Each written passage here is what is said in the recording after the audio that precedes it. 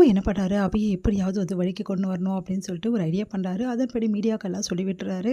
அவங்க வந்து கேள்வியா கேட்குறாங்க ராகு கிட்ட, "எதுக்காக இப்படிலாம் பண்றீங்க? வீட்ல வந்து ஒய்ஃப் இருக்கும்போது இன்னொரு பொண்ண கல்யாணம் பண்றது தப்பு இல்லையா? இது உங்களுக்கு தெரியாதா? சட்டப்படி குற்றம்னு தெரியாதா?" அப்படின்னு சொல்லிட்டு கேட்குறாங்க. என்ன பண்ணுறது தெரியாம ராகு தவிக்கிறாரு. அந்த டைம்ல அபி வந்து, "இங்க பாருங்க, என் சம்மதத்தோட தான் எல்லாமே நடக்குது. தேவையில்லாத பிரச்சனை பண்ணாம இங்கேருந்து போயிடுங்க" அப்படின்னு சொல்றாங்க. "என்ன மேடம் நீங்களே இப்படி பண்றீங்க? இந்த மாரி பண்றது ரொம்ப பெரிய தப்பு மேடம். நீங்களே ஒரு உதாரணம் ஆயிடாதீங்க எல்லாருக்கும்" அப்படின்ற மாதிரி வந்து பேசுறாங்க. இதெல்லாம் கேட்டு பாட்டி என்ன பண்ண தெரியாம தவிக்கிறாங்க. இந்த குடும்பத்துக்கு இப்படி ஒரு பேர் வந்துருச்சே அப்படின்னு சொல்லிட்டு அழறாங்க. இத பார்த்து வந்து அபி வந்து, "யார் என்ன சொன்னாலும் பரவால்ல. இந்த கல்யாணம் நடந்தே தீரணும். இந்த மாதிரி நெறைய பிரச்சனைகள் வரதான் செய்யும். அதுக்காக இந்த கல்யாணத்த நிறுத்த முடியாது" அப்படின்ற மாரி சொல்லிடுறாங்க. அதெல்லாம் கேட்டு ராகு தவிக்கிறாரு. என்ன இந்த அபி இப்படி பிடிவாதமா இருக்கா? எல்லா விஷயத்துலயும் இப்படி இருந்தா எப்படி? என்னதான் பண்றதுன்னு சொல்லிட்டு தவிச்சிட்டுருக்காரு. அதன்படி வந்து கல்யாணத்துக்கான ஏற்பாடு எல்லாமே வந்து வீட்ல பண்ண சொல்லி வம்பு பண்ணி அபி வந்து பண்ண வைக்கிறாங்க எல்லாரையுமே. அதன்படி கல்யாண ஏற்பாடும் நடந்துட்டுருக்கு. இந்த சூழ்நிலை ராகு வந்து தவிச்சு போறாரு. இங்க வந்து ட்ரெஸ் எடுக்க போறது, அதுக்கப்புறமா வந்து ஷாப்பிங் பண்றது, அந்த மாரி விஷயங்கள் எல்லாமே வந்து மது கூட சேர்ந்து பண்ண சொல்றாங்க. இதையெல்லாம் பார்த்து ராகுவால தாங்கிக்கவே முடியல. அபி பண்றது கொஞ்சம் கூட சரியில்ல அப்படின்னு சொல்லி டென்ஷன் ஆகுறாரு. இங்க மதுக்கு வந்து சாரி எடுத்துட்டு சாரி வந்து மது வச்சு வச்சு பார்க்குறாங்க. ராகு எனக்கு நல்லா இருக்கா? நல்லா இருக்கான்னு கேட்குறாங்க. இதெல்லாம் பார்த்து ராகு ரொம்ப செம்ம டென்ஷன் ஆகுறாரு. அப்படியே பார்த்துட்டே இருக்காரு.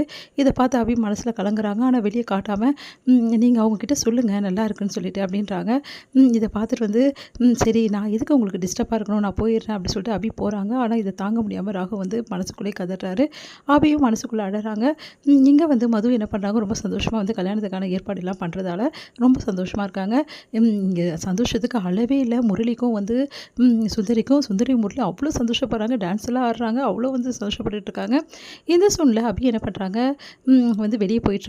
அப்ப திடீர்னு வந்து யாரோ ஒருத்தர் வந்து அபி அப்படின்றாங்க. பார்த்தா திரும்புனா டாக்டர் நிக்கிறாங்க.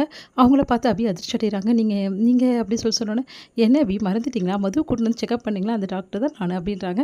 "ஓ டாக்டர் எப்படி இருக்கீங்க? நல்லா இருக்கம்மா" அப்படின்னோனே, "மது எப்படி இருக்காங்க?" அப்படின்றாங்க. "நல்லா இருக்காங்க. அவங்களுக்கும் எங்க வீட்டுக்காருக்கும் கல்யாணம்" அப்படின்னு. "என்னம்மா சொல்ற?" அப்படின்னோனே, "இல்லங்க, அது வந்து எப்படி சொல்றதுன்னு தெரியல டாக்டர். ஆல்ரெடி வந்து அவங்களுக்கு உள்ள 2 பேருக்குள்ள இணக்கமாயிருக்கு" அப்படின்னோனே அதிர்ச்சி அடைறாங்க. "என்ன சொல்றம்மா நீ? அதெல்லாம் நடக்க சான்ஸே இல்லைல்ல டாக்டர். நீங்க நீங்க உங்களுக்கு தெரியாதுல்ல. இதுக்கு முன்னாடி இருக்க டாக்டர் இருக்காங்களே அவங்களுக்கு தெரியும்" அப்படின்னோனே அதிர்ச்சி அடைறான் டாக்டர். "நீ என்னம்மா சொல்ற? அதெல்லாம் நடக்க சான்ஸே கிடையாது. ஏன்னா மது வந்து இப்போ வந்து கற்போடு தான் இருக்காங்க" அப்படின்னோன அதிர்ச்சி அடைறாங்க. "நீங்க என்ன சொல்றீங்க டாக்டர்?" "ஆமாங்க, நாங்க எல்லா செக்கப்பும் எப்பவுமே எடுப்போம். அதே மாரி மதுக்கும் அதிகம் எடுத்தோம். அதில வந்து அவங்க கற்போடு தான் இருக்காங்க. அவங்களுக்கு எந்த பிரச்சனையும் இல்ல. அந்த ரிப்போர்ட் என்கிட்ட தான் இருக்கு. முக்கியமான விஷயம் என்னன்னா, வேற ஒரு டாக்டர்லாம் அவங்கள பார்க்கல. அப்போலேருந்து இப்போ வரைக்கும் நான் தான் அவங்கள ட்ரீட் பண்ணிட்டுருக்கேன். புரியுதுங்களா? எப்போ ஆக்சிடென்ட் ஆகி அவங்க வந்தாங்களோ, அப்போலேருந்து இப்போ வரைக்கும் நான் தான் இருக்கேன். அதனால அவங்களுக்கு எந்த பிரச்சனையுமே கிடையாது. அவங்க நார்மலா இருக்காங்க. கன்னி பொண்ணா தான் இருக்காங்க. அதனால எந்த பிரச்சனையுமே கிடையாது" அப்படின்ற மாரி சொல்றாங்க. அத கேட்டு அபிக்கு தூக்கி வாரி போடுது. "டாக்டர் அது வந்து உங்க கூட இருந்த ஒரு நர்ஸ் வந்து இந்த மாரி என்கிட்ட வந்து ஒரு ரிப்போர்ட் குடுத்தாங்க." "யார் அந்த நர்ஸா?" "அந்த நர்ஸ பத்தி நெறைய விஷயங்கள் வந்து கேள்விப்பட்டு அவங்கள வேலைய விட்டு நாங்க தூக்கிட்டோங்க. இந்த மாரி தான் நெறைய பேருக்கு தப்பான விஷயங்கள வந்து பண்ணியிருக்காங்க. காச வாங்கிக்கிறேன். அவங்க இதுக்கப்புறம் இங்க ஒர்க் பண்ணவே முடியாது" அப்படின்னு சொல்றாங்க. "அவங்கள சிவியரா பனிஷ்மென்ட் பண்ணியாச்சு. இதுக்கப்புறம் அவங்க எங்கேயுமே ஒர்க் பண்ண முடியாத அளவுக்கு நாங்க பண்ணிட்டோம்" அப்படின்னு அதிர்ச்சி அடைறாங்க. "நீங்க சொல்றதெல்லாம் உண்மையா?" "நான் சொல்றதெல்லாம் உண்மைதாம்மா.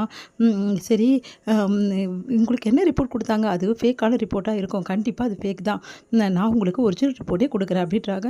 அத கேட்டு அபிக்கு தூக்க வாரி போடுது. "டாக்டர் இப்ப அந்த ஒரிஜினல் ரிப்போர்ட் கிடைக்குமா?" "கண்டிப்பா கிடைக்கும். வாங்க" அப்படின்னு சொன்னோனே, சரின்னு சொல்லிட்டு போறாங்க. போனா அந்த ஒரிஜினல் ரிப்போர்ட்ட குடுக்குறாங்க. "இதான் உங்களோட ரிப்போர்ட்ஸ் எல்லாமே. ஒரு ரிப்போர்ட்ஸ் வந்து உங்களுக்கு நான் குடுக்கல. ஏன்னா இது பர்சனல் ரிப்போர்ட்ஸ். இத நாங்க யாருக்கும் குடுக்க மாட்டோம். இங்க பாருங்க" அப்படின்னு சொல்லிட்டு குடுக்குறாங்க. அத வாங்கி பார்த்த அபி அதிர்ச்சி அடைறாங்க. "நான் ரொம்ப பெரிய தப்பு பண்ணிட்டேன். நான் என்ன பண்றது?" அப்படின்னு சொல்லிட்டு தவிக்கிறாங்க அபி.